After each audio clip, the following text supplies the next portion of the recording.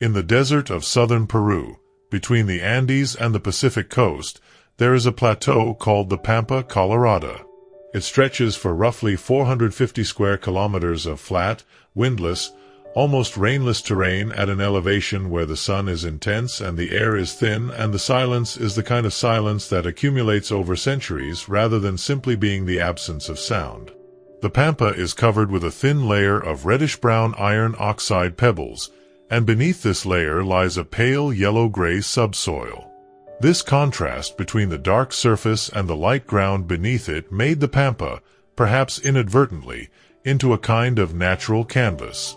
On this canvas, beginning sometime around 500 BCE and continuing for roughly 1,000 years, the people of the Nazca culture drew. They drew by removing the dark surface pebbles and piling them along the edges of their lines, exposing the pale subsoil beneath in precise geometric forms. They drew straight lines that extend for kilometers without deviation, wider than a road, straighter than anything that should be achievable without modern surveying equipment. They drew geometric shapes, trapezoids hundreds of meters long, spirals, zigzags, triangles. And they drew figures, a hummingbird with a wingspan of 93 meters, a spider the size of a football field, a condor with outstretched wings spanning 130 meters, a monkey with an improbably spiraled tail, a killer whale, a flower, a tree. Dozens of figures in total, each one drawn in a single continuous line that never crosses itself, each one on a scale that makes it invisible from the ground. The invisibility from ground level is the first and most disorienting fact about the Nazca lines. A person standing on the Pampa in the vicinity of the hummingbird would see only a pale line in the reddish gravel, leading nowhere visible, too narrow and too close to the ground to be recognizable as anything. The full form of the figure only becomes apparent from an altitude of several hundred meters. The Nazca people had no aircraft. The civilization that created one of the most dramatic landscapes in human history could not see what they had made in the way we can see it. They knew the shapes because they drew them, but they could not have perceived them from above the way we can. This is the central mystery of Nazca. Not the technical mystery of how the lines were made, which is actually well understood and requires no exotic technology, but the conceptual mystery of why a human community would invest the labor of generations in the creation of figures that no one in that community could see in their entirety. Every explanation that has been proposed for the lines begins by acknowledging this paradox and then attempts to resolve it in one way or another. None of the explanations has achieved consensus. The lines remain, as they have remained for 2,000 years, a presence that resists complete interpretation.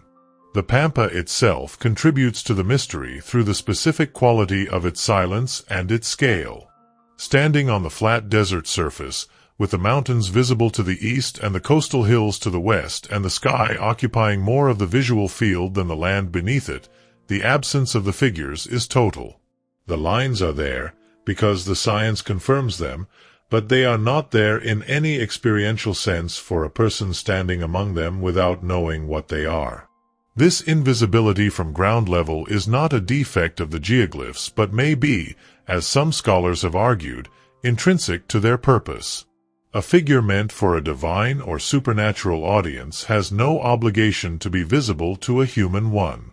The specific challenge of understanding the Nazca lines is the challenge of understanding a form of human expression designed for a context that we cannot enter, addressed to an audience that is not us, and created within a belief system whose specific content has not been transmitted to us by any written tradition. We approach the lines from outside, from the air, from the 21st century, with tools of analysis that the Nazca people did not possess. What we see, and what we understand, is shaped by that external perspective in ways that are difficult to fully acknowledge but important to keep in mind. The 2,000 years during which the Nazca lines have remained on the Pampa have brought them into contact with many different cultural frameworks of interpretation, From the religious traditions of the pre-Columbian Andean world to the Catholic interpretation of the colonial period to the rationalist science of the modern era to the extraterrestrial mythology of the 20th century.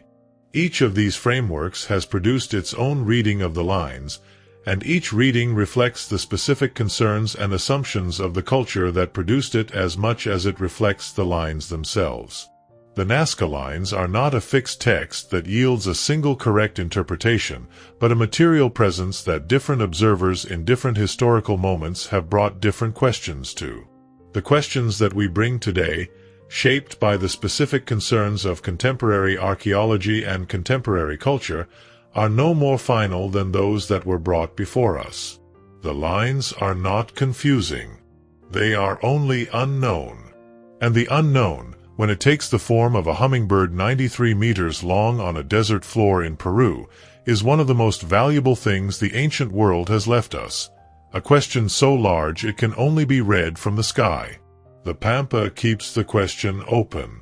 The hummingbird keeps its wings extended. And we keep looking.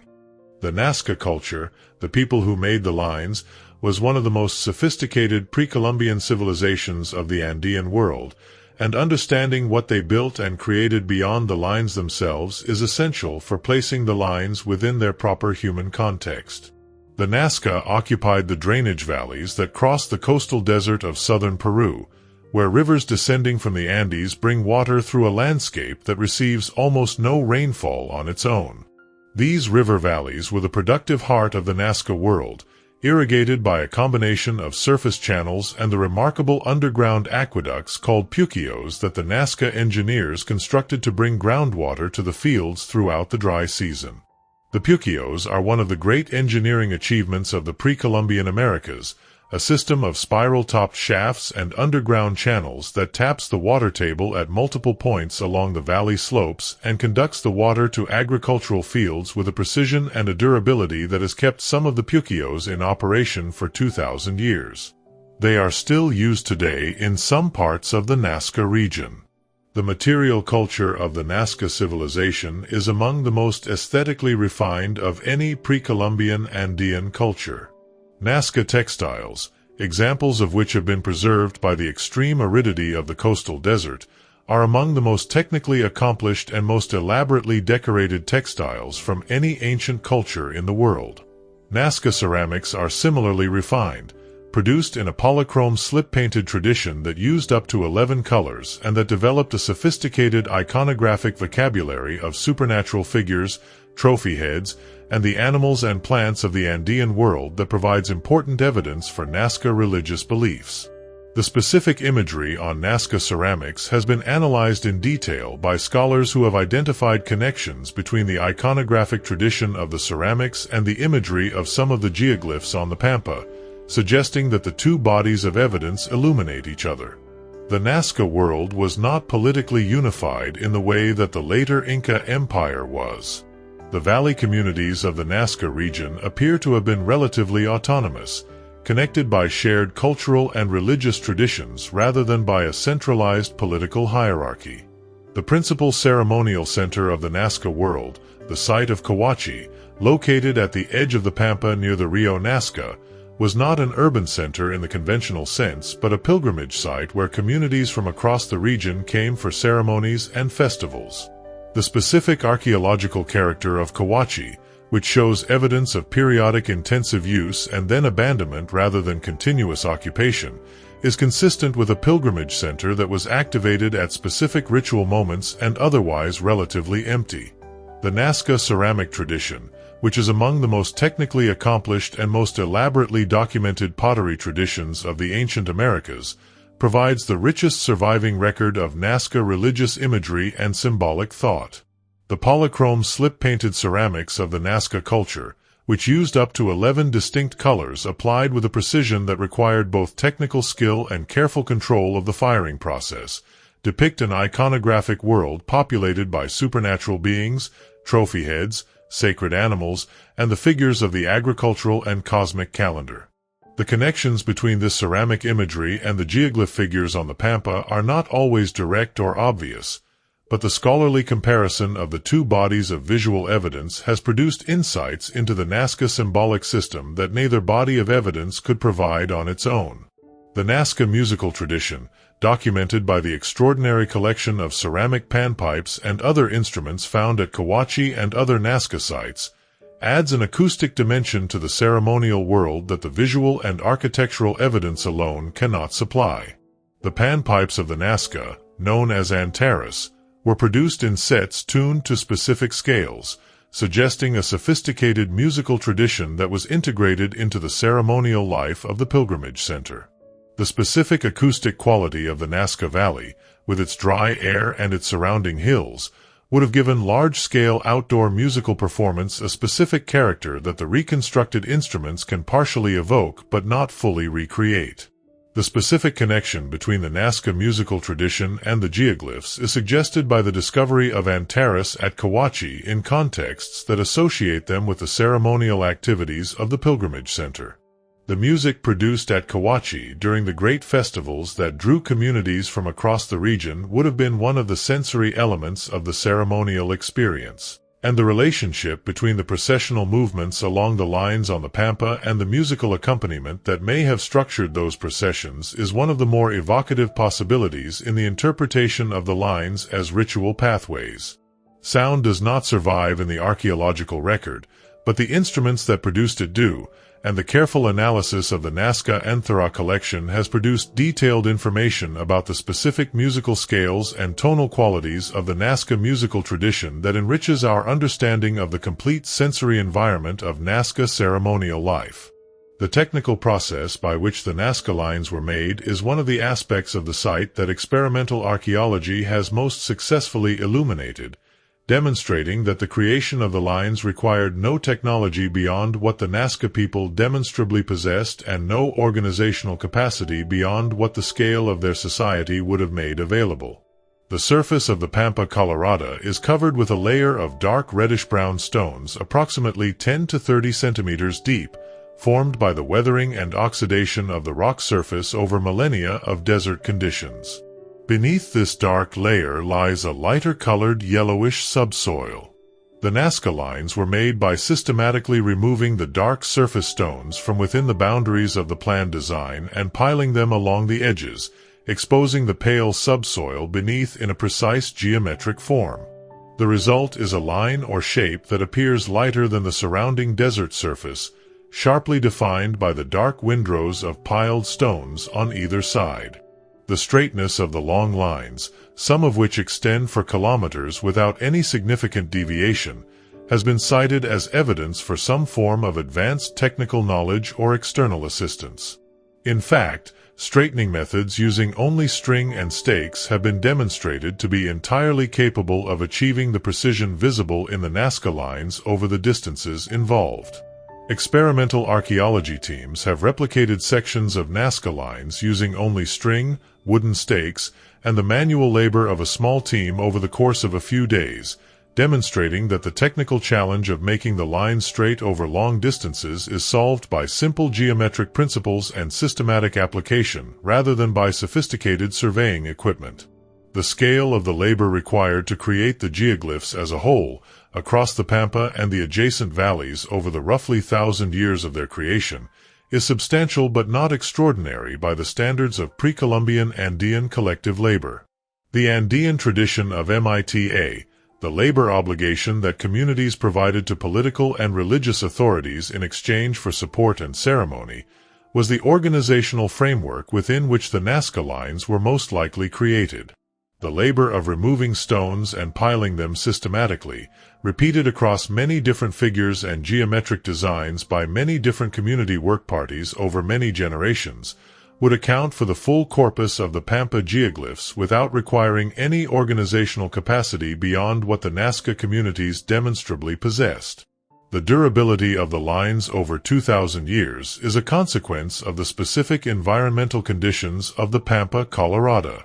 The Pampa is one of the driest places on Earth, receiving almost no rainfall. The wind, while present, is gentle on the flat Pampa surface and does not move the pebbles significantly. The absence of human activity on the Pampa prior to the modern period meant that there was no mechanical disturbance to displace the carefully piled stone borders and refill the cleared areas. The combination of extreme aridity, gentle wind, and human absence has preserved the lines with a completeness that makes them visible today essentially as they were when they were created. The planning of the figurative geoglyphs, the hummingbird, the spider, the monkey, the condor, required a design process that translated a conception of the intended figure into the specific instructions needed to place the removal lines precisely on the surface of the Pampa. The most plausible reconstruction of this process involves the creation of a small-scale design, either on a surface that could be marked or simply in the memory of the designer, and the systematic scaling up of that design to the Pampa surface using a grid or proportional system. The precision of the figurative geoglyphs, which maintain consistent proportions and recognizable form across their very large scales, is most easily explained by some form of grid-based scaling process, though the specific technical details of how the Nazca designers accomplished this remain a subject of scholarly discussion. The creation of the long straight lines, which are in some ways more technically impressive than the figurative geoglyphs, required sustained attention to a single design principle across very long distances. The initial laying out of the line direction, using a sighting device and stakes, would have been straightforward, but maintaining the precise direction across kilometers of uneven terrain,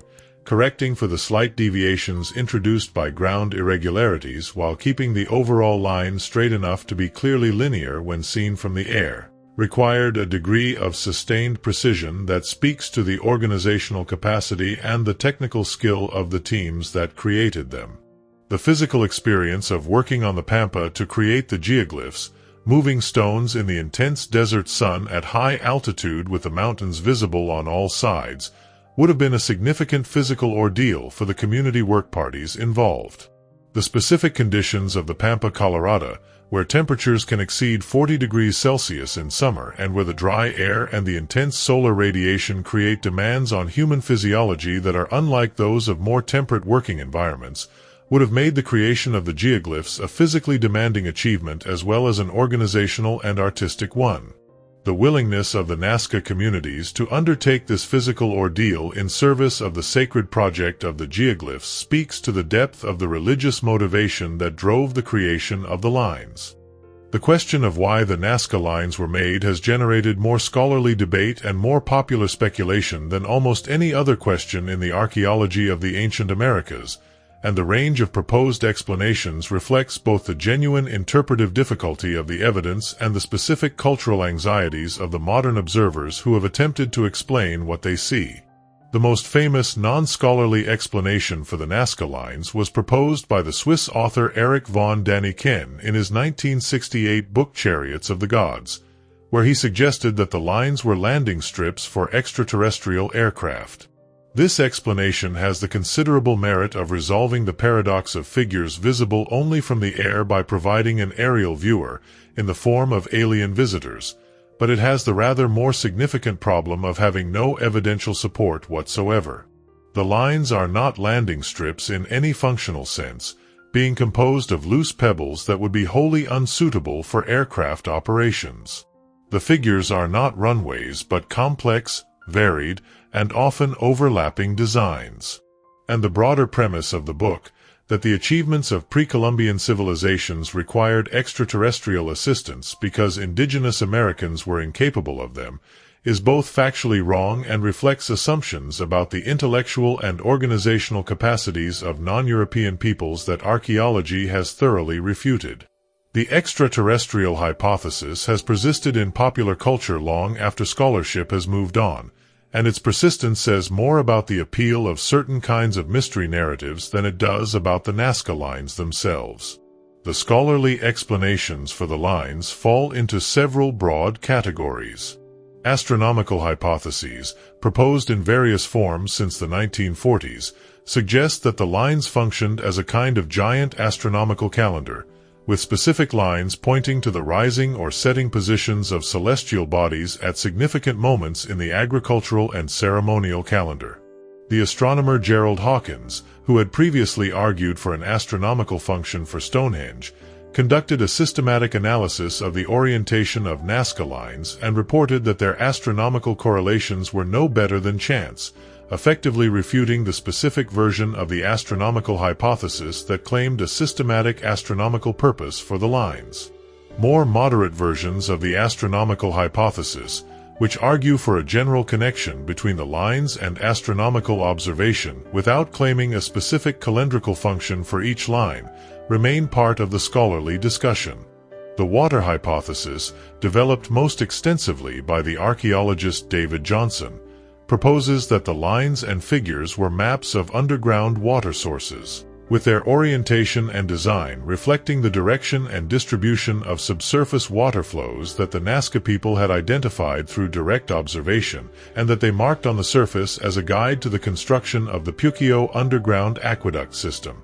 This hypothesis has the merit of connecting the lines to the most pressing practical concern of a desert civilization, the management of water, and it has received some support from the correlation between line orientations and the positions of underground water sources in the Nazca region. Critics of the hypothesis argue that the correlation is not consistent enough to support the claim that the lines systematically map water sources. The social and political context within which the Nazca lines were created is one that scholars have approached through the archaeological evidence of the Nazca communities themselves, including the settlement patterns, the evidence for social differentiation, and the specific character of the political and ceremonial organization visible at Cahuachi. The Nazca world was not a state in the political science sense, but a loosely integrated cultural and ceremonial zone within which relatively autonomous valley communities shared artistic and religious traditions while maintaining their own local political organizations. The labor invested in the geoglyphs was therefore not the product of a centralized state's extraction of labor from subject communities, but the voluntary contribution of communities to a shared sacred project within a framework of religious and cultural norms that gave the project its meaning and its authority.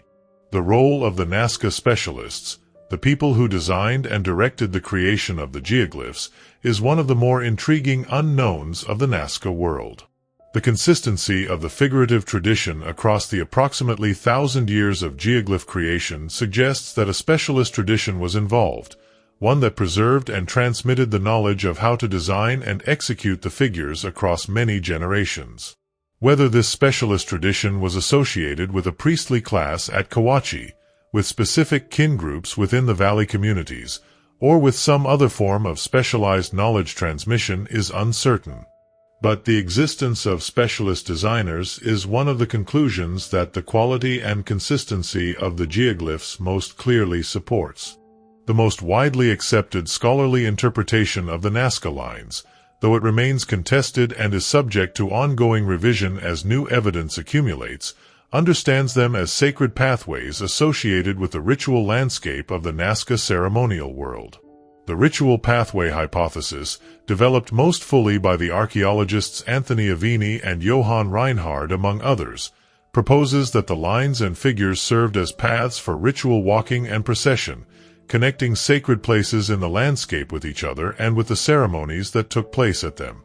This interpretation draws on the broader Andean tradition of Sikhs, the sacred lines that in the Inca period radiated from the Coricancha temple in Cusco outward across the landscape, connecting huacas or sacred places and organizing the sacred geography of the Inca world. The Nazca lines may represent an earlier and more localized version of a similar tradition, in which the sacred geography of the Pampa was structured through the physical marking of lines on its surface. The connection between the lines and water rituals is a specific dimension of the ritual interpretation that has received substantial support from both the archaeological and the ethnographic evidence. The Nazca Pampa, despite being one of the driest places on Earth, overlies a water table that feeds the underground springs and rivers that make the agricultural valleys viable. The specific positioning of many of the geoglyphs in relation to the Puquios and to the mountain peaks from which the rivers descend suggests a deliberate connection between the physical marking of the surface and the ritual management of the most precious resource in the desert environment. The figures of animals and birds that are among the most memorable elements of the Nazca geoglyphs may have had specific symbolic significance within the religious tradition of the Nazca culture. The spider, which is associated in Andean tradition with rain and fertility, appears in the Nazca ceramic iconography in contexts that support a reading of the giant spider geoglyph as a fertility or rain symbol. The hummingbird, which is the primary pollinator of many Andean plant species and which makes the long seasonal migrations associated with the flowering calendar, may have been connected to the agricultural cycles of planting and harvest. The condor and the killer whale are both powerful beings in the Andean cosmological tradition, associated with the sky and the sea respectively, the two realms that bound the world of the Andean agricultural communities. The specific meanings of these figures within the Nazca religious system cannot be fully recovered, but the pattern of their imagery in the ceramic tradition suggests that the geoglyphs were not arbitrary creations but deliberate choices within a coherent symbolic vocabulary. The single-line drawing convention of the figurative geoglyphs, in which each figure is traced in a single continuous line that never crosses itself, is one of the most technically remarkable aspects of the Nazca artistic tradition. This convention, which requires the designer to plan the complete figure before beginning to draw it, since there is no way to correct or add to a single-line figure once the line has been started in the wrong direction, places significant demands on the spatial and conceptual planning abilities of the designers. The fact that this convention was applied consistently to figures of extraordinary complexity, including the spider with its detailed leg structure and the hummingbird with its distinctive wing and beak anatomy, suggests either a very well-developed tradition of planning and rehearsal or a specific technical skill in single-line design that was cultivated and transmitted within the specialist community. The relationship between the Nazca geoglyphs and the broader tradition of single-line art in the ancient world is a comparative question that has received less scholarly attention than it deserves. The single-line figure is a specific cognitive and technical achievement that appears in many cultural contexts, including the Celtic artistic tradition, the Aboriginal Australian tradition of ground drawings, and various other traditions of large-scale landscape art from around the world. The specific development of this convention in the Nazca context, in which it was applied to figures of extraordinary scale and complexity in a landscape where the full figure could only be seen from the air, represents a particularly dramatic version of an artistic impulse that appears to be broadly human. The tradition of large-scale ground drawings in Aboriginal Australia, which has been documented at multiple sites across the continent and which in some cases involves figures that are visible from the air, provides an interesting cross-cultural comparison with the Nazca tradition. The Australian ground figures, like the Nazca geoglyphs, were created by moving and piling stones or soil to create designs visible on the ground surface, and they are associated with ceremonial practices that connect specific landscape features to the stories of the dreaming, the mythological framework that organizes the sacred geography of the Aboriginal world. The parallels between the Australian and Nazca traditions are not evidence of direct cultural contact but are evidence of the convergent development of similar landscape inscription practices in response to similar cultural needs. The marking of the landscape as a sacred space and the encoding of cultural knowledge in the physical features of the territory. The discovery of the Nazca lines by the outside world, and the subsequent history of their scientific study, is a story that involves both the development of aerial archaeology as a discipline and the specific cultural and political context of 20th century Peru. The lines were known to the local population throughout the period of Spanish colonial rule and into the modern period, but they attracted little outside attention until the development of commercial aviation made it possible to observe large areas of the Peruvian desert from the air. The Peruvian archaeologist Toribio Mejia Zesp noted the lines during a walking survey of the region in 1927, but the first systematic aerial observation was made by the American archaeologist Paul Kosak in 1939, who photographed the lines from a small aircraft and recognized their significance as an intentional human creation on a previously unprecedented scale. The figure most associated with the modern study of the Nazca lines is the German mathematician Maria Reich, who devoted more than 4 decades of her life to the documentation and interpretation of the geoglyphs. Beginning in the late 1940s and continuing until her death in 1998 at the age of 95, Reich lived on the Pampa, mapping and measuring and protecting the lines from the encroachment of development and tourism. Her commitment to the astronomical interpretation of the lines, which she pursued with a rigor and a dedication that had few parallels in the history of South American archaeology, established a framework for the study of the lines that dominated public understanding of them for decades. Reich-specific interpretations have been revised and in some cases rejected by subsequent scholarship, but her foundational contribution to the documentation and protection of the lines is not disputed. The designation of the Nazca Lines as a UNESCO World Heritage Site in 1994 brought international recognition of the site's significance, and with it both increased resources for conservation and increased pressure from tourism. The specific conservation challenges at Nazca are severe. The lines are not in a museum but on an open desert surface accessible to anyone who enters the Pampa, and the physical damage that vehicle traffic, foot traffic, and even aircraft activity causes to the delicate surface is irreversible. Several high-profile incidents of damage to the geoglyphs by vehicles and by political activists have occurred in the decades since the UNESCO designation, and the management of a landscape of this scale and fragility in the context of mass tourism is one of the more intractable challenges of heritage management in the Americas. The experience of seeing the Nazca Lines from the air is one that every visitor describes as transformative, and the specific quality of the aerial experience is worth dwelling on because it is central to understanding why the lines have captured the imagination of the modern world in a way that few archaeological sites have matched. The transition from the ground level, where the lines are barely visible as pale marks in the desert surface, to the aerial view, where the complete figures suddenly emerge from the surface with the clarity and the precision of finished drawings, is a sensory and cognitive shift that produces something very close to astonishment. The hummingbird is not recognizable at ground level. It is fully recognizable from the air. The moment of recognition, when the scattered pale lines on the dark surface resolve into the unmistakable form of a living bird traced with extraordinary precision across the desert, is an experience that few visitors are able to describe without resorting to words like miraculous or impossible. The specific altitude at which the figures become fully visible, approximately 300 to 400 meters for the larger figures, is not the altitude of the gods in any conventional Andean cosmological system, but it is close to the altitude at which vultures and condors circle while searching for food below. The possibility that the builders of the geoglyphs conceived of the figures as visible to the great birds of the Andean sky, the condor and the Andean vulture, which circle at exactly the altitude from which the figures resolve into clarity, is one of the more poetically compelling interpretations of the lines and one that connects the aerial visibility of the figures to the specific birds of the Nazca landscape.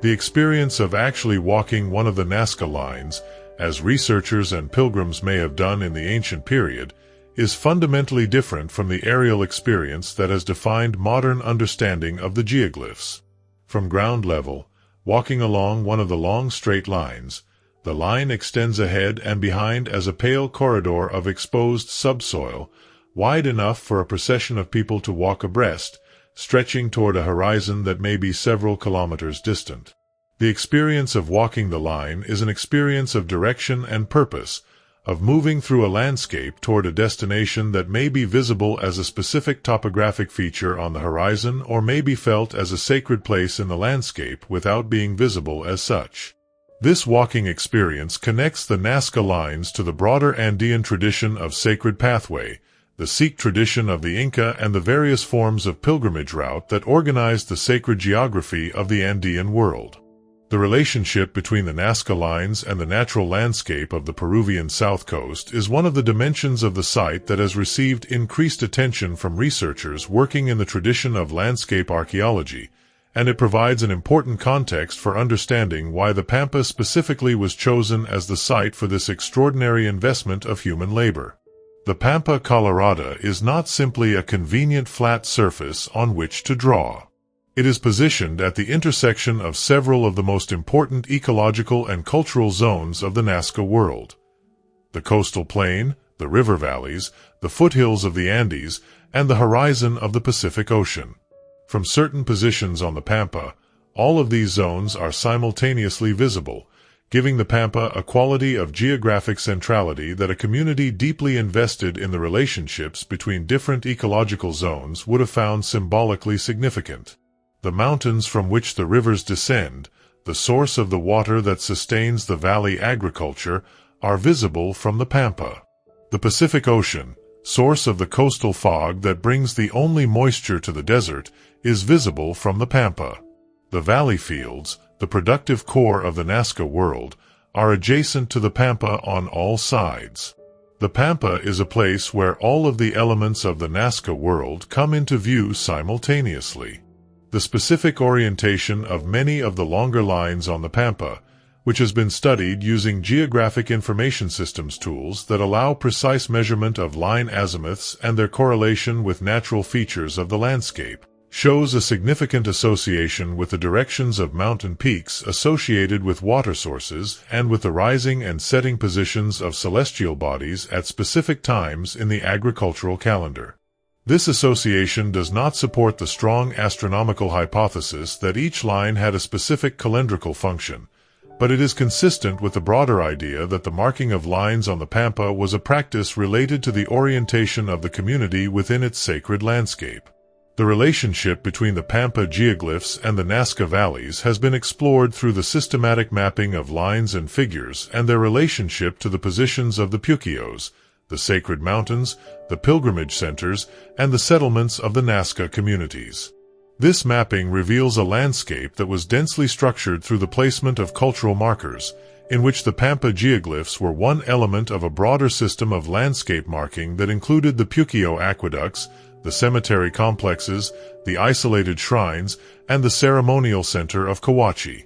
The Pampa was not a blank surface on which isolated figures were placed, but a cultural landscape that was organized through the accumulation of meaningful markers over many generations. The relationship between the Pampa geoglyphs and the mountain sacred sites of the Nazca world is one that the comparative study of Andean religious geography has illuminated through the examination of what archaeologists call apicatas, the cairns and stone piles that mark sacred places in the Andean landscape, particularly at high-altitude passes and mountain peaks associated with water sources. The specific practice of marking sacred places in the landscape with human-made structures, whether stone cairns, rock art, or ground drawings, is documented throughout the Andes from the earliest prehistoric periods to the present, and the Nazca geoglyphs can be understood as a specific and elaborate development of this broader Andean tradition of landscape inscription.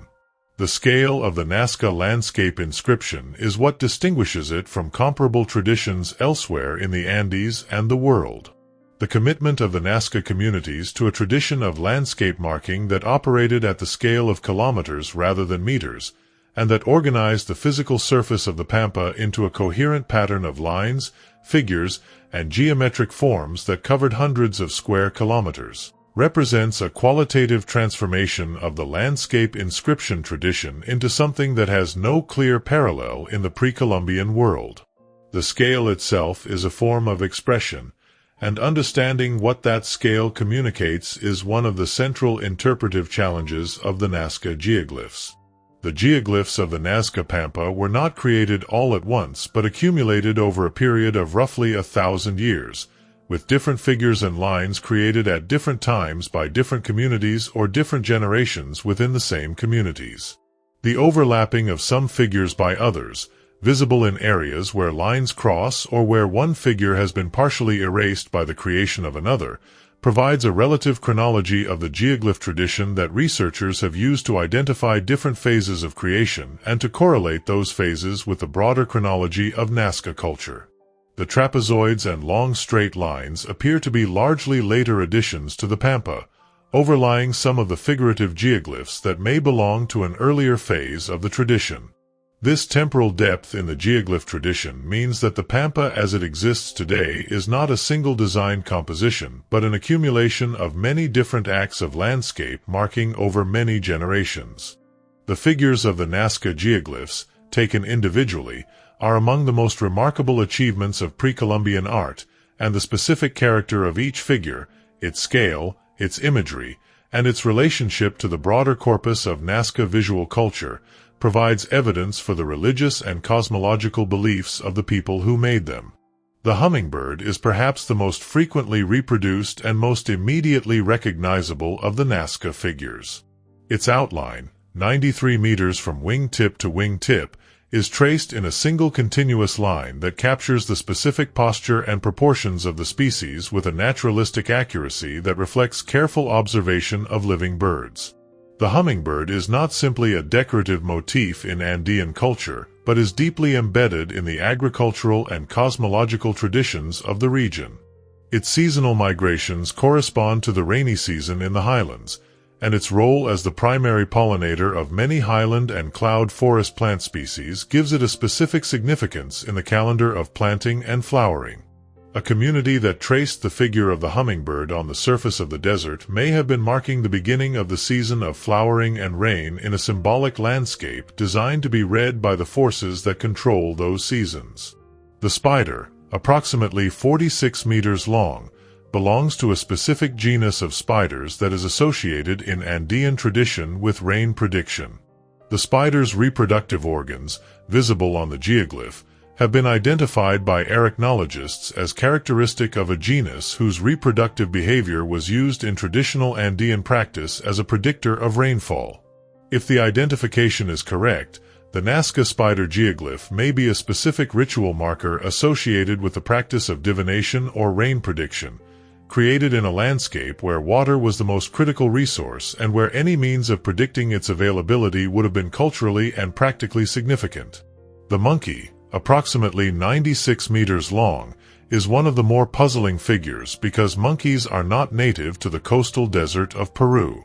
They are animals of the Amazon basin, the distant eastern slopes of the Andes, a world that was connected to the Nazca coastal civilization through the exchange networks that crossed the mountains, but that would have been known to most Nazca people only through trade goods and stories rather than through direct experience. The presence of the monkey among the Nazca figures may reflect the specific significance of Amazonian animals in the Nazca cosmological tradition, perhaps as beings associated with a world beyond the familiar landscape, or it may reflect the specific knowledge of the Nazca specialists who designed the geoglyphs and who had access to a broader world through their participation in long-distance exchange networks. The iconography of the Nazca figures on the Pampa has been analyzed in relation to the broader corpus of Andean symbolic imagery to identify the specific cosmological significance of each figure within the Nazca belief system. The condor, which appears as one of the largest of the Nazca geoglyphs with wings spanning approximately 130 meters, is a being of particular cosmological significance in Andean tradition, associated with the highest realm of the universe and with the divine powers that govern the sky and the weather.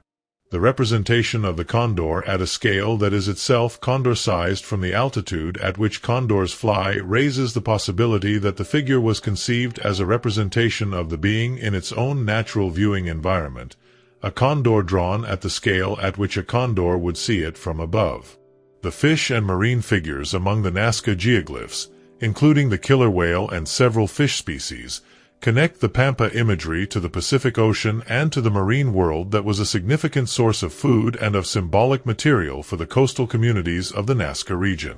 The killer whale, which is depicted in Nazca ceramic iconography as a powerful supernatural predator associated with decapitation and trophy head rituals, appears as a geoglyph in a form that combines features of the whale with those of the condor, creating a hybrid being that combines the powers of the sea and the sky.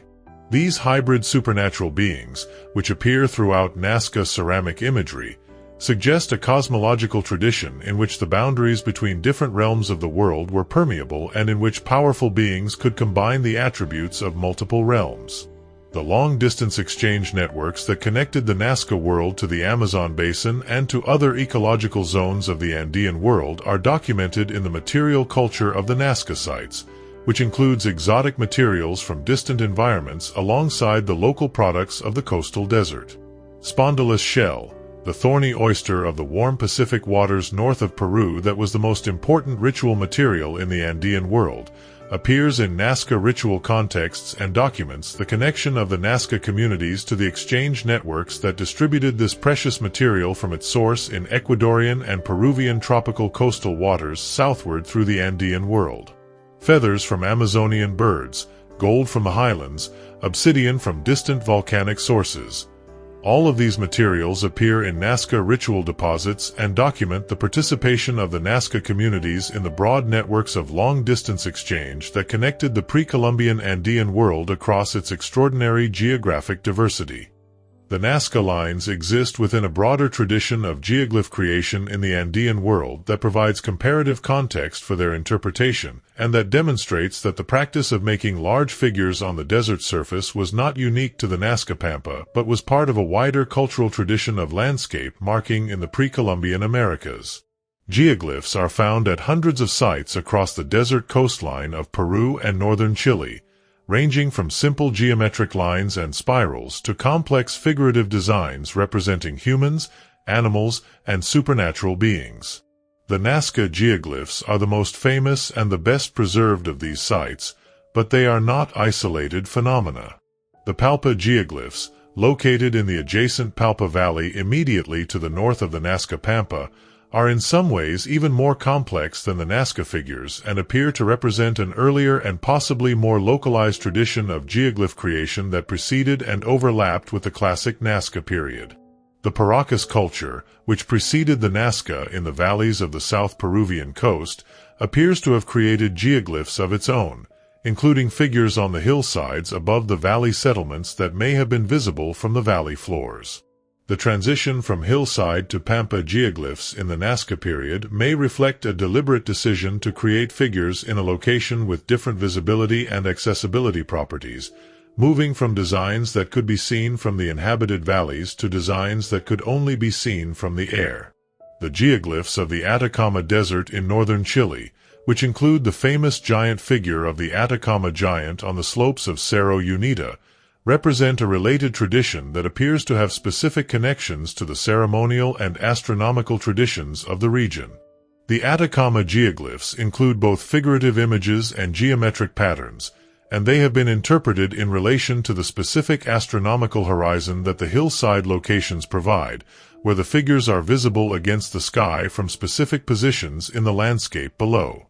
The comparison between the Atacama and Nazca traditions illuminates both the shared elements of a broadly Andean tradition of landscape marking and the specific local developments that make each regional tradition distinctive. The Palpa geoglyphs, located in the adjacent valley to the north of the Nazca Pampa, are in some ways more complex and more diverse than the classic Nazca figures and appear to represent an earlier phase of the geoglyph tradition that may have provided the context within which the Nazca Pampa tradition developed. The Palpa figures include not only the animal and bird imagery characteristic of the Nazca tradition, but also a large number of humanoid figures and geometric designs that appear on hill slopes above the valley floor, visible from the valley settlements below.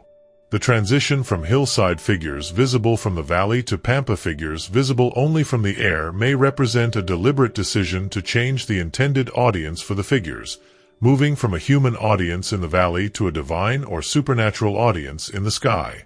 The broader comparative study of geoglyph traditions around the world reveals that the practice of creating large-scale figures in the landscape is not unique to the Andean world, but has been documented in many cultural contexts across different continents and different time periods. The Uffington white horse in England, the Atacama giant in Chile, the Aboriginal ground figures of Australia, and numerous other traditions of large-scale landscape inscription share certain formal features with the Nazca lines while differing significantly in their specific cultural contexts and their physical characteristics. The comparison of these different traditions reveals both the broad human impulse to mark the landscape with figures of cultural significance and the specific cultural conditions that shape the form and scale of those figures in different contexts. The hill figures of Britain, including the Uffington white horse carved into the chalk of the Berkshire Downs and the Cernabos giant on the hillside of Dorset, represent a specifically European tradition of hillside figures visible from the valley below that provides interesting contrast with the Nazca tradition. The hill figures are cut into the chalk of South English hillsides, exposing the white chalk beneath the turf in a form that is visible from several kilometers away in the valley.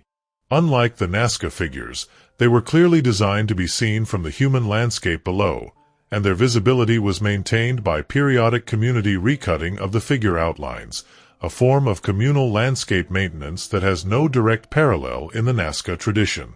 The contrast between the hillside figure visible from below and the pampa figure visible only from above raises interesting questions about the specific intentions of the communities that created each tradition.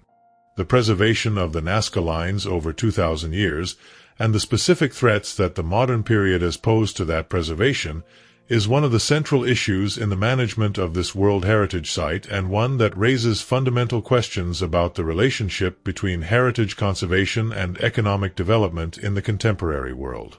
The fragility of the Nazca lines is a consequence of the same properties that have preserved them.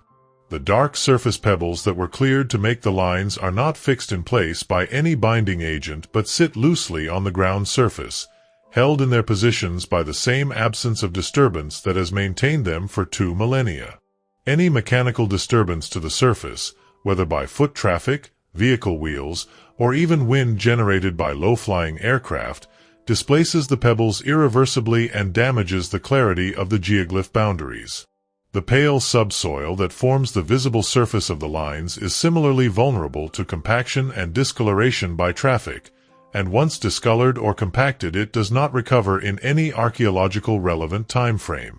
The threats to the lines in the modern period have been numerous and varied. Road construction has cut across several lines and figures, including the Pan American Highway that bisects the Pampa and cuts through at least one of the major linear geoglyphs. Vehicle traffic on the Pampa surface, both for tourist access and for agricultural and industrial activity, has caused damage to multiple areas. In December 2014, a Greenpeace action placed large yellow fabric letters adjacent to the hummingbird geoglyph as part of a climate change demonstration, and the activists walked on the undisturbed Pampa surface in the process, causing damage that the Peruvian government described as irreparable to an area near the hummingbird. The incident provoked international outrage and a formal apology from Greenpeace, and it illustrated the specific vulnerability of the Pampa surface to even brief foot traffic. The management of tourist access to the lines is one of the most difficult challenges facing the site's administration. The primary mode of tourist access is the overflights that provide the aerial view necessary to see the figures, and the airport at the town of Nazca that serves these overflights is itself one of the more visible features of the modern cultural landscape of the region. The overflights are not themselves a significant physical threat to the lines, but the tourism industry they support drives development in the region that creates indirect threats. The establishment of a buffer zone around the most sensitive areas of the Pampa, within which construction and vehicle access are prohibited, has been one of the primary management tools, but enforcement of the buffer zone in a desert landscape of this scale is a persistent challenge. The specific vulnerability of the Nazca Pampa to damage raises profound questions about the appropriate balance between access and preservation at a site of this scale and fragility. The Pampa is not a building or an artifact that can be placed in a museum or surrounded by a protective barrier. It is a landscape, covering hundreds of square kilometers, on which the human presence itself is the threat. The development of management strategies that allow continued scientific investigation and educational access while minimizing physical damage to the surface requires the kind of creative problem-solving that heritage management at this scale rarely finds satisfactory solutions to. The Peruvian government and the international heritage community are still working through the specific implications of these challenges at Nazca, and the solutions that emerge will have implications for the management of comparable large-scale landscape heritage sites around the world. The modern tools of remote sensing and satellite imagery have transformed the archaeological study of the Nazca geoglyphs and the landscape in which they are embedded. The application of multispectral imaging to the Pampa surface has revealed previously unknown geoglyphs that are not visible to the naked eye from either ground level or standard aerial photography, and systematic satellite survey has produced a more complete picture of the full extent of the geoglyph tradition than any previous survey method could achieve. These tools have also revealed the full scale of the threat to the lines from modern development, mapping the encroachment of roads, buildings, and agriculture on the margins of the Pampa with a precision that supports more effective advocacy for protection. The relationship between the Nazca lines and the modern tourism industry is one that generates both the economic resources needed for their protection and some of the most serious threats to their physical integrity. The overflights that provide the aerial view essential to understanding the figures have occasionally caused accidents that have resulted in deaths among both tourists and the residents of the region below the flight paths, and the regulatory framework governing the overflights has evolved in response to these accidents. The development of alternative forms of tourist access that would provide an appreciation of the geoglyphs without the specific risks and environmental impacts of the overflights is an ongoing project, and the construction of observation towers that allow visitors to see portions of the figures from an elevated ground-level perspective without aircraft has been one of the partial solutions implemented in recent decades. The Nazca people did not only make lines on the Pampa. They built cities, created extraordinary artistic traditions, developed sophisticated hydraulic engineering, and participated in the complex network of exchange and cultural interaction that connected the civilizations of the Andean world across ecological zones and political boundaries. The ceremonial center of Cahuachi is the largest Nazca site and one of the most important pre-Columbian sites on the south coast of Peru. Located at the edge of the Nazca Pampa on the south bank of the Rio Nazca, Cahuachi consists of more than 40 mounds and platform structures built from adobe brick and covering an area of approximately 24 square kilometers. The largest mound at Cahuachi stands approximately 28 meters high and was constructed over a natural hill that was modified and enlarged through successive building phases. The site was the focus of archaeological investigation by the Italian archaeologist Giuseppe Orefici beginning in the 1980s, and decades of systematic excavation have produced an extraordinarily rich body of evidence for Nazca ceremonial life. The evidence from Cahuachi documents a pattern of periodic intensive activity, in which large numbers of people came to the site for ceremonies and festivals, deposited offerings, and then departed, leaving the site relatively empty between events. The specific types of offerings deposited at Cahuachi include ceramic vessels,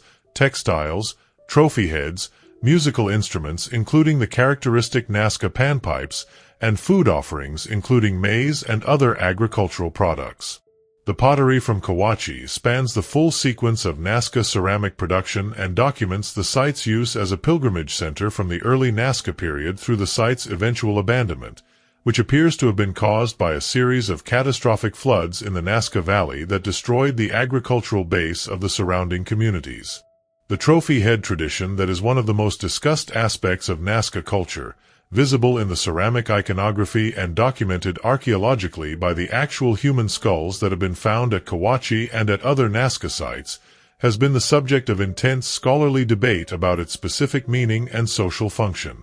The human heads depicted in Nazca ceramic art are shown being carried or held by supernatural figures and by warriors, and the specific preparation of the actual trophy heads found archaeologically, including the creation of a carrying hole in the forehead and the specific treatment of the skull and soft tissue, is consistent with a ritual rather than a purely martial use. The specific geographic distribution of the trophy head finds at Cahuachi and other Nazca sites has been analyzed in relation to the settlement patterns and the ceremonial landscape of the Nazca region to understand the social and political dimensions of the trophy head tradition.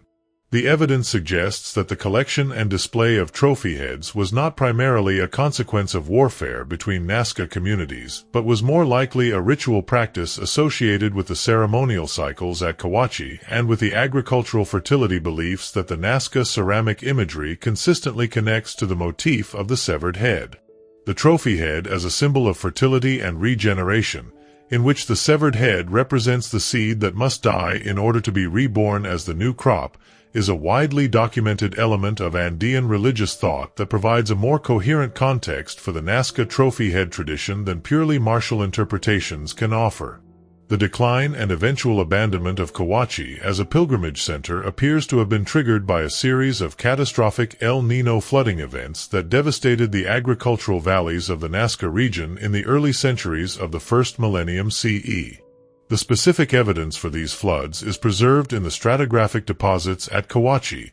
which show massive sand deposits from flash flooding interspersed with layers of occupational debris. The connection between the flooding events and the broader decline of the Nazca cultural tradition is one that the archaeological evidence supports, though the precise relationship between environmental catastrophe, political change, and cultural transformation in the Nazca collapse is still being worked out by researchers. The relationship between the Nazca people and the preceding Paracas culture, which occupied the same valleys for several centuries before the Nazca period, is one that archaeologists have traced through the continuities and discontinuities in material culture between the two traditions. The Paracas textile tradition, which produced some of the most elaborate embroidered textiles in the ancient Americas, established an iconographic vocabulary that the Nazca ceramic tradition inherited and transformed. The specific supernatural figures that appear on Paracas embroideries and Nazca ceramics share enough formal elements to suggest a continuity of religious symbolism across the cultural transition, while the specific innovations of the Nazca ceramic tradition in polychrome painting and the development of new iconographic types document the creative transformation of the inherited tradition in the Nazca period. Understanding this Paracas-Nazca cultural transition is one of the active areas of research in South Coast Peruvian archaeology. The water management achievements of the Nazca civilization, particularly the remarkable Puquio underground aqueduct system, represent a practical dimension of the civilization's ingenuity that complements the symbolic dimension of the geoglyphs and that provides important context for understanding the Nazca relationship with their desert environment. The Puquios are one of the most sophisticated hydraulic engineering systems produced by any pre-Columbian civilization. They are horizontal tunnels dug into the alluvial fans at the edges of the Nazca valleys, angled to follow the slope of the water table and designed to collect groundwater and conduct it to the surface for agricultural use. The tunnels are reinforced with stone walls and roofed with capstones where they are shallow enough to require structural support, and they are accessed through a series of spiral-topped shafts, called ojos or eyes, that allow maintenance workers to descend into the tunnel for cleaning and repair. The spiral form of the access shafts, which appears in both the Puquio architecture and in the Nazca ceramic iconography, has been cited as evidence of a specific symbolic significance attached to the spiral form in Nazca culture, perhaps associated with the concept of the water that descends from the mountains and emerges from the ground. The functional analysis of the Puquio system has been informed in recent years by the application of remote sensing and satellite imagery to the mapping of the underground channels. Analysis of satellite data by Italian researchers published in 2016 identified the locations of previously unknown Puquios and clarified the engineering logic of the system, showing how the individual tunnels were designed to work together to maximize the capture and distribution of groundwater across the agricultural valleys. The researchers also identified a possible connection between the orientation of some of the Puquios and the orientation of specific lines on the Nazca Pampa, raising the intriguing possibility that the line system on the Pampa was spatially related to the underground water management system of the valleys. The Puquios are still in use today in several parts of the Nazca region, maintained by local communities that have preserved the knowledge of their function and their maintenance requirements through the many centuries since their original construction.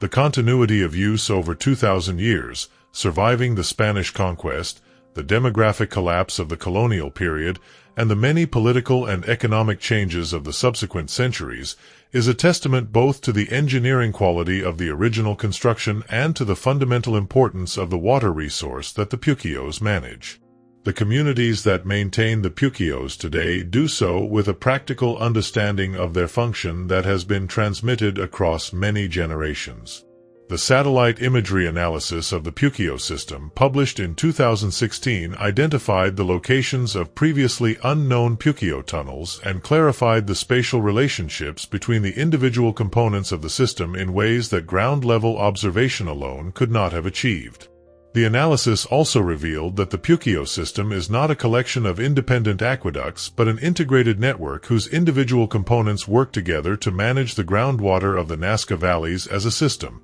with the different tunnels tapping the water table at complementary points and conducting the water to agricultural fields in a way that maximizes the efficiency of the overall system.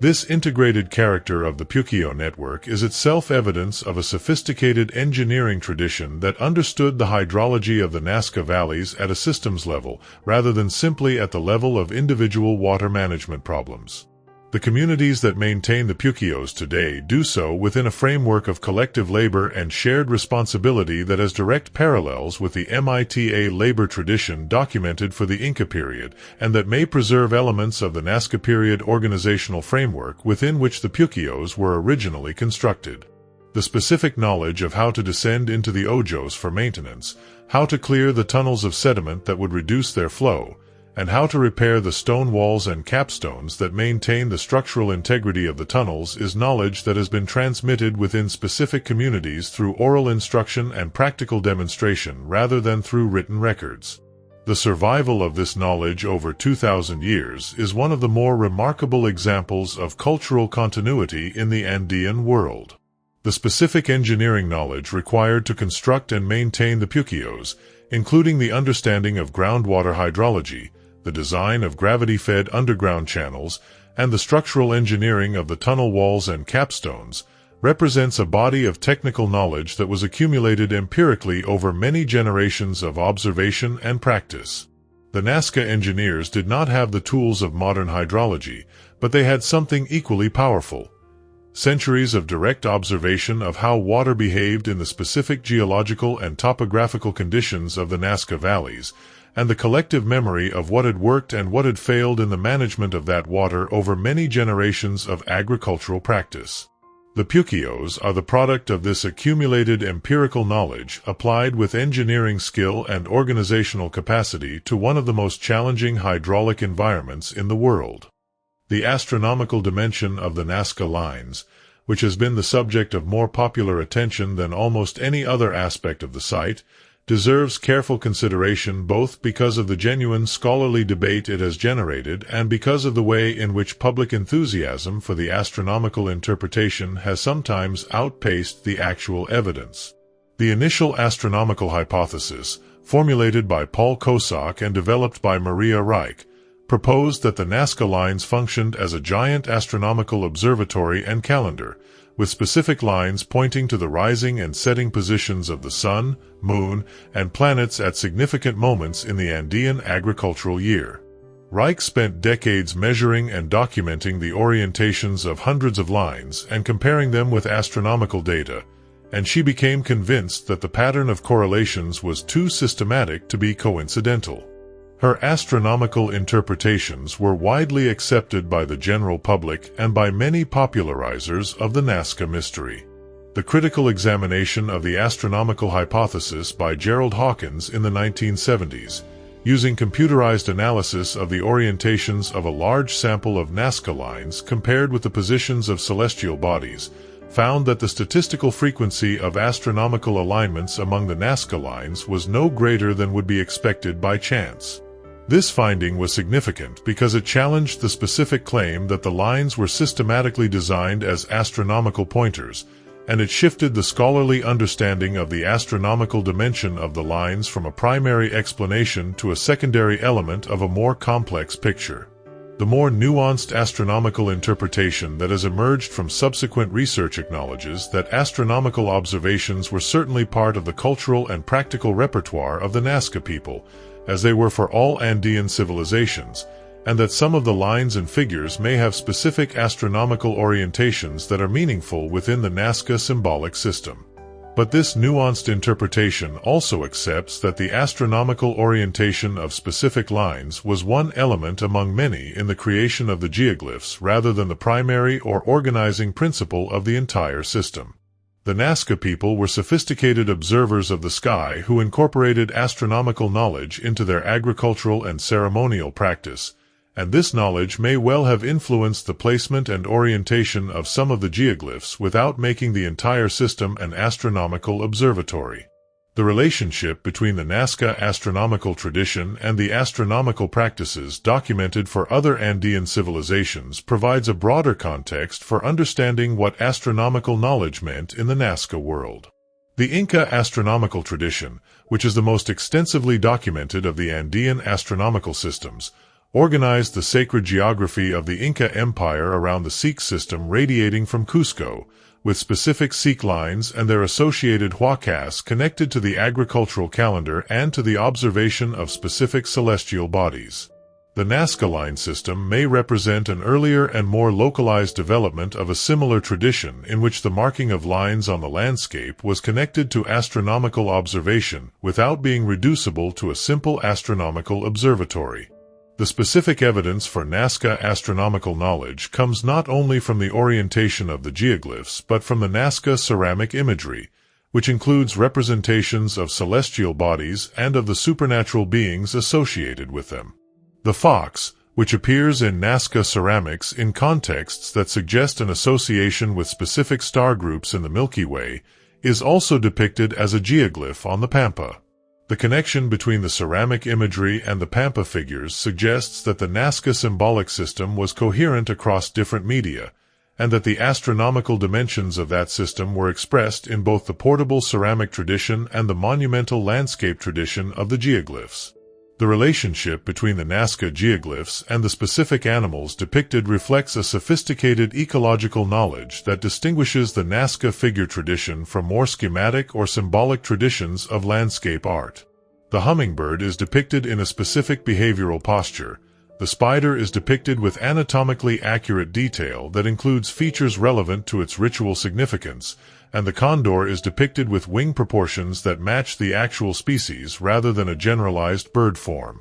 This naturalistic accuracy within the context of monumental landscape art suggests that the designers of the figures were not simply working from a conventional iconographic repertoire, but were drawing on direct observation of the living animals they represented, combining technical artistic skill with naturalistic knowledge in a way that is characteristic of the most sophisticated traditions of ancient art.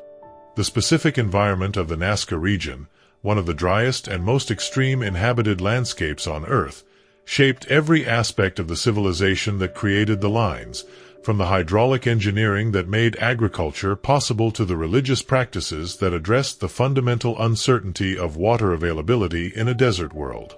The Atacama Secura Desert Complex, of which the Nazca region is a part, is the driest non-polar desert on Earth. The coastal area receives virtually no rainfall, because the cold Humboldt Current that flows northward along the Pacific coast of South America creates an atmospheric inversion that prevents rain-bearing systems from penetrating inland. The mountains, visible on the horizon from the Pampa, are the source of the rivers that make life possible in the valleys, fed by glacial melt and by the orographic rainfall that falls on the higher slopes. The specific character of this environmental dependence, in which the survival of the valley communities depended on water that originated far away in an environment very different from the desert in which they lived, created a specific relationship with the mountain world that is visible throughout Nazca religious and symbolic culture.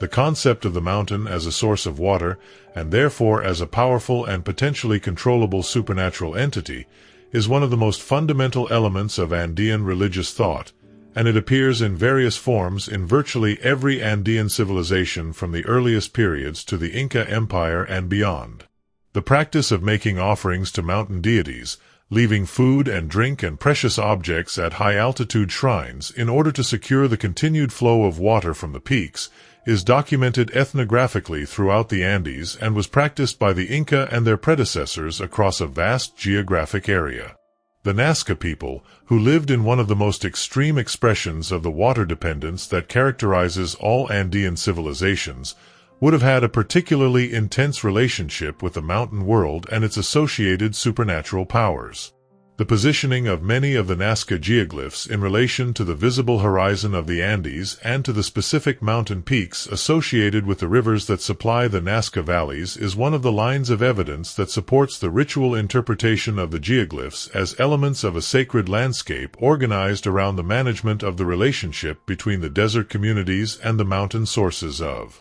their water. Whether the geoglyphs were offerings to the mountains, maps of the sacred geography connecting the desert to the mountain world, or pathways along which ritual performers moved in ceremonies designed to maintain the flow of water, The specific content of the ritual practice associated with them remains beyond full recovery. But the relationship between the lines and the landscape context in which they were created is clear enough to establish that the lines were not made in isolation from the environment that shaped the civilization of their creators. The specific character of the El Niño climatic phenomenon, which periodically brings catastrophic rainfall to the normally dry coast of Peru,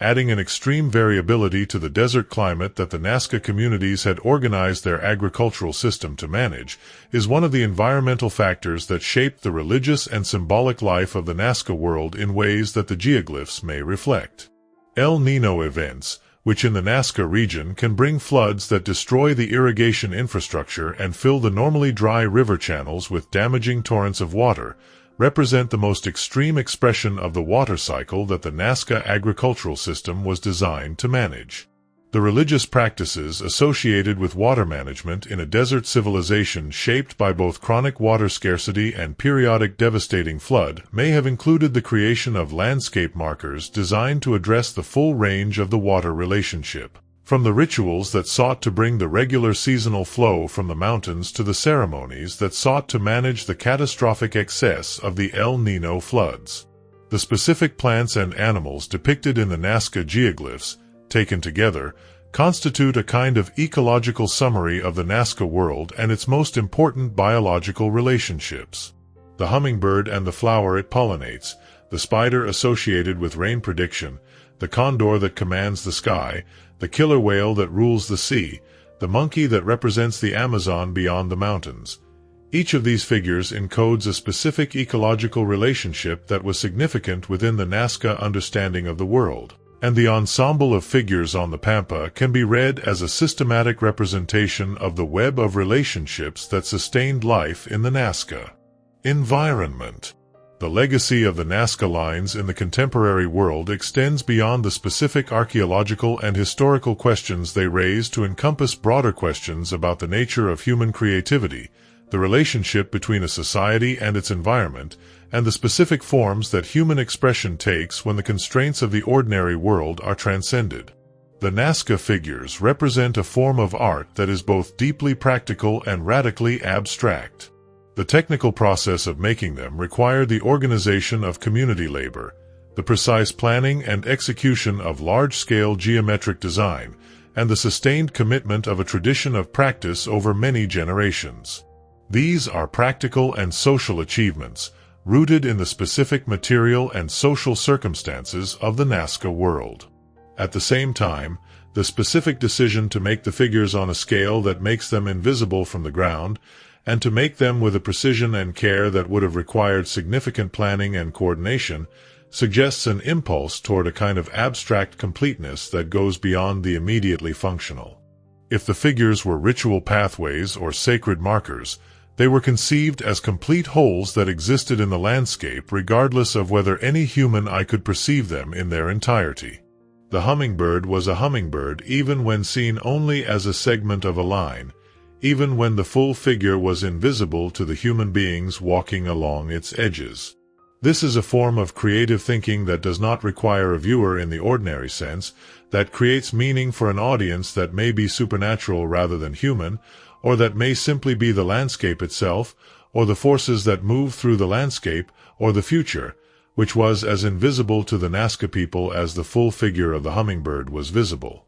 The question of whether the lines were created for the gods, for the ancestors, for the forces of water and rain, or simply as expressions of a human impulse to mark the landscape with meaning, is not one that the evidence can definitively answer. But the asking of the question itself is one of the most valuable things that the Nazca lines do.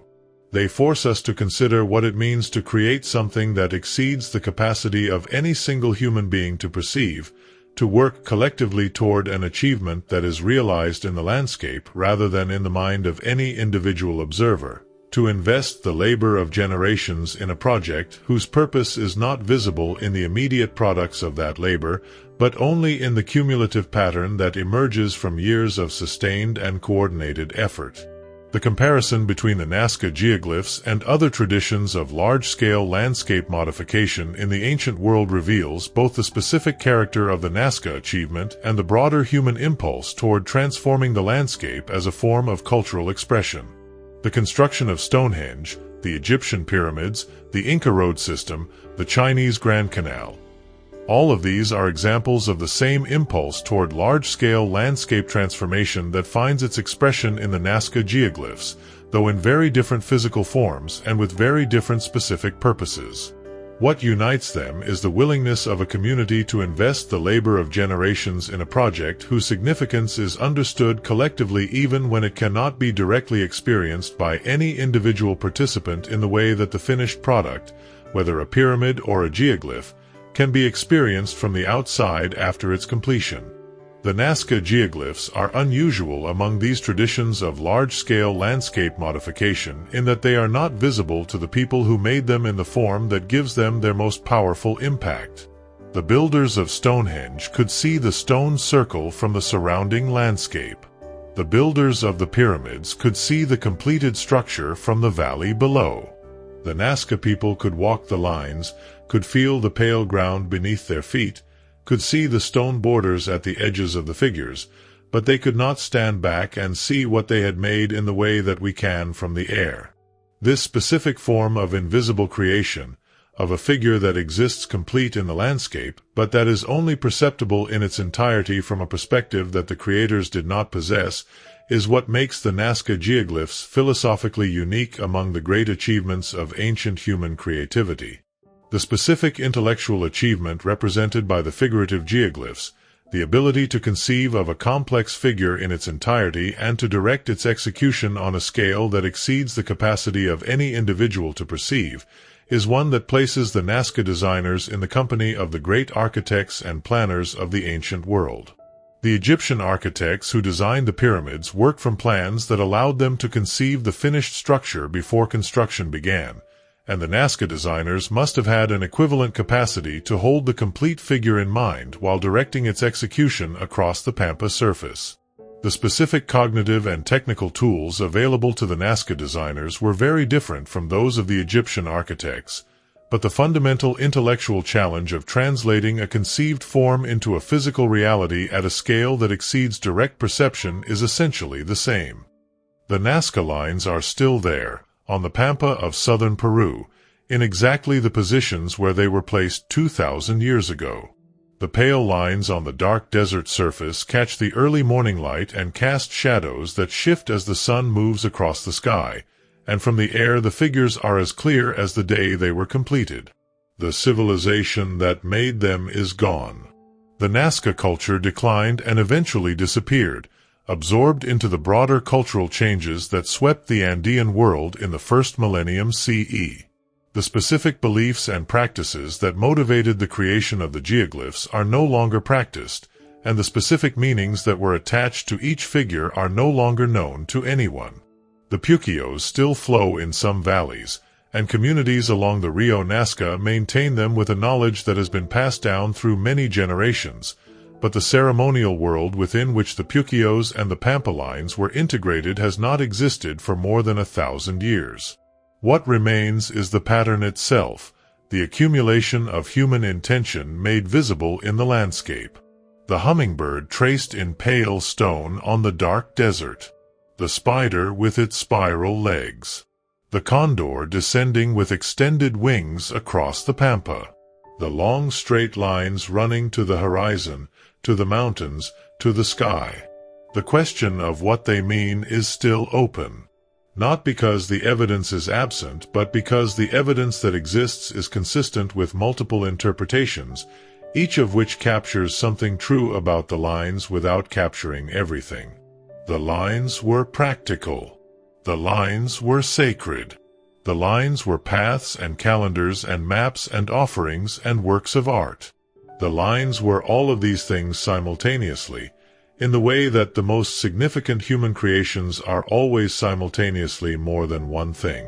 The question of what they mean is the right question to keep asking, because it is a question about what human beings do when they address themselves to something larger than themselves, whether that something is a god, a force of nature, an abstract principle, or simply the landscape they inhabit. The desert has kept the lines safe for 2,000 years. It will keep them longer if we let it. The scale of the Pampa ensures that most of it remains undisturbed, the remote desert surface unchanged by everything except the slow geological processes of the Andean world and the gentle wind that does not move stones but only dust. There is something in the Nazca lines that invites a specific kind of thought, one that does not try to solve the mystery but rests in it. The figure of the hummingbird extends across the Pampa with its wings frozen in the specific posture of hovering flight, its beak extended toward a flower that is not there, and its tail lifted in the characteristic posture of a species that has evolved to hold itself still in the air while extracting nectar from flowers. The Nazca artists knew this bird intimately. They knew its specific anatomy, its specific posture, its specific relationship with the flowering plants of the Andean world. And they chose to make it 93 meters long on the surface of the desert, in a location where no human being could see it whole. 2,000 years later, we fly over it in small aircraft and look down at it and feel the specific quality of astonishment that comes from encountering something that exceeds our capacity to fully understand it. The hummingbird hovers. The Pampa endures. And the question remains open, as some questions should. The specific quality of endurance that the Nazca lines possess, surviving for 2,000 years in a state that makes them as clear and as precise as the day they were created, is not a quality that human beings can manufacture, but only a quality that certain specific combinations of climate, geology, and human absence can produce. The Pampa provided all three. The climate of the coastal desert, the flatness of the terrain, and the inhospitability of the surface to permanent habitation created the conditions under which the Nazca people's investment in the landscape could survive beyond any horizon they could have imagined. And now those conditions and the lines themselves are in our care, as everything that survives from the past is eventually in the care of those who come after, whether they asked for that responsibility or not. The lines were made for something. We have not yet fully determined what. But the care with which they were made, the precision and the scale and the sustained commitment across 1,000 years, tells us that for the people who made them, the purpose was sufficient. The lines were enough of an answer to a question serious enough to deserve them. That much, at least, the lines communicate clearly. And clarity of purpose, even when the specific content of that purpose remains mysterious, is itself a form of meaning that crosses 2,000 years without difficulty. The lines are not confusing. They are only unknown. And the hummingbird will still be there at dawn tomorrow, with its wings extended and its beak pointing toward the mountain where the water comes from, drawing its endless single line in the stone of the Pampa of southern Peru. If this documentary has kept you company through the night, consider subscribing so you never miss the next quiet journey. And if you are ready for another story from the ancient world, there is one waiting for you on the screen now.